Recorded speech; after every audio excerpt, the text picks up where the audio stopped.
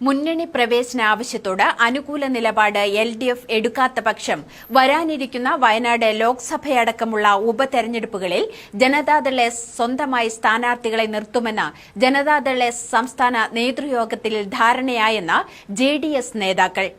ഇടതുമുന്നണിയിലേക്കുള്ള പ്രവേശനത്തിൽ അനുകൂല നിലപാടുണ്ടായില്ലെങ്കിൽ സ്വതന്ത്ര നിലപാട് സ്വീകരിക്കണമെന്ന പ്രവർത്തകരുടെ ആഗ്രഹമാണ് ഇതെന്നും തങ്ങളെ മുന്നണിയിലെ സ്വതന്ത്ര പാർട്ടിയായി അംഗീകരിക്കണമെന്ന ആവശ്യത്തോട് ഇടതുമുന്നണി മുഖം തിരിച്ച് നിൽക്കുകയാണെന്നും ഭാരവാഹികൾ ആരോപിച്ചു.